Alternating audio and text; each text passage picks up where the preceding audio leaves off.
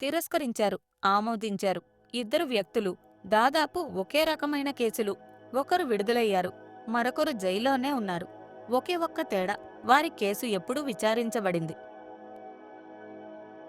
2011లో పరిశోధకులు ఇజ్రాయెల్ కోర్టులో 1000కి పైగా పెరోల్ నిర్ణయాలను విశ్లేషించారు. వారు కనుగొన్నది భయంకరంగా ఉంది. ప్రతి సెషన్ మొదట్లో న్యాయమూర్తులు 65% సార్లు పెరోల్ ఆమోదించేవారు, కానీ గంటలు గడిచే కొద్దీ ఆ సంఖ్య పడిపోయింది. సెషన్ చివరికి అది దాదాపు 0కి చేరింది. తరువాత భోజన విరామం తీసుకున్నాక మళ్లీ 65%కి ఎగిరింది. న్యాయమూర్తులు అవినీతి పరులు కాదు. వారికి ఏం జరుగుతోందో కూడా తెలియదు. వారి మెదడులో శక్తి అయిపోతోంది అంతే.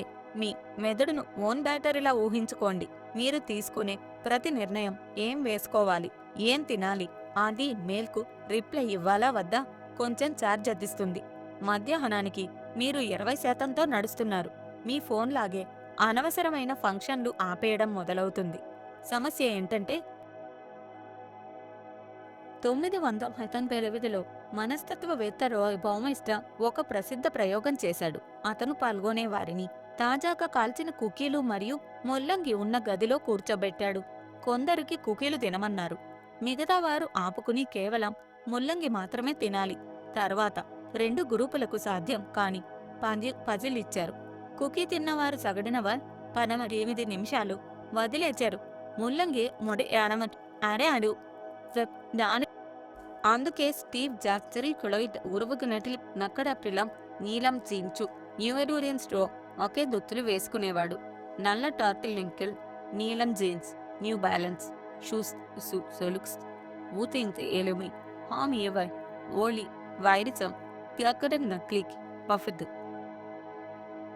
బారాక్ ఒబామా కూడా ఇదే విధానం అనుసరి ఆవిడికొల్ నోరింజేను వేదం పౌచు వడతీపు స్నించటి ఏతలేరుని.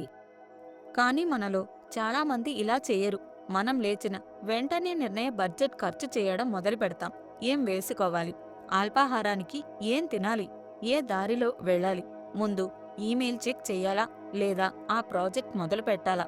మధ్యాహ్నం 3 గంటలకు మనం పూర్తిగా అలసిపోతాం. అప్పుడే చెడ్డ నిర్ణయాలు మొదలవుతాయి. వంట చేయకుండా బయటి ఆహారం ఆర్డర్ చేస్తారు. అవసరం లేని వస్తువు కొనేస్తారు. అవసరం లేని వస్తువు కొనేస్తారు. ఆధునిక పర్యావరణ జన్యం దీన్ని మరింత దారుణంగా చేస్తోంది. ఏ గ్రోసరీ వెంట మరింత దారుణంగా చేస్తోంది. ఏ గ్రోసరీ షాపుకు వెళ్ళినా 47 రకాల సీరియల్స్ కనిపిస్తాయి. 73 ఆర్ డియక్ట్రీ దరే ఆర్ నీట్సి దీనిగే ఇచ్యూంటిలి 73 రకాల టూత్ పేస్ట్లు, వతి వచలట్లు. ప్రతిదేళ ఫలితాలు వస్తాయి. పరిశోధకులు కనుగొన్నారు. పెనెప్ 6 రకాల జమ్మాపర్ ఎత్త 3 కొంది.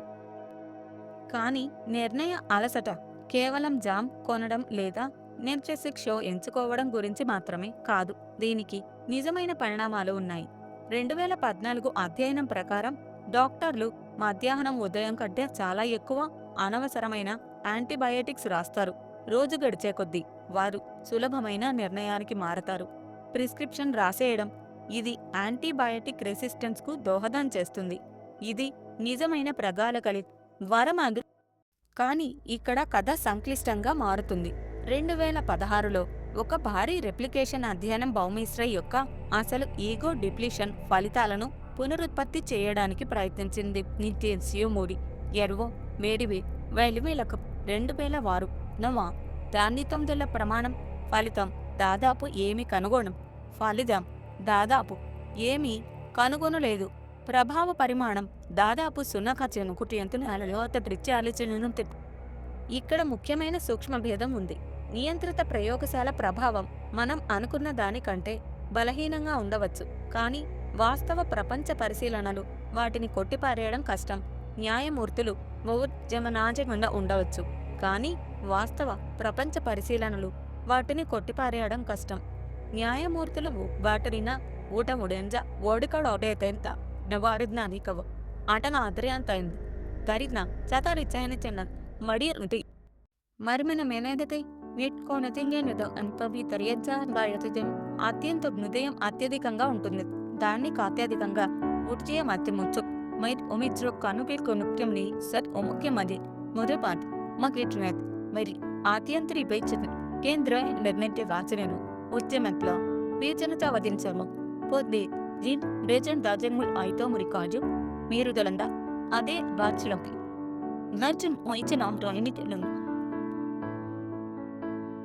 సాయంత్రం 4:25 పెరోల్ తిరస్కరించిన ఆ న్యాయమూర్తి దుర్మార్గుడు కాదు, పక్షపాతి కాదు. అతను అలసిపోయాడు. మీరు కూడా అంతే. ప్రతిరోజు మధ్యాహ్నం 3 గంటలకు మంచి నిర్ణయాలకు చెడ్డ నిర్ణయాలకు మధ్య తేడా తరచుగా తెలివి లేదా సంకల్ప శక్తి కాదు, అది సమయం, అది వ్యవయం, అది వ్యవస్థలు.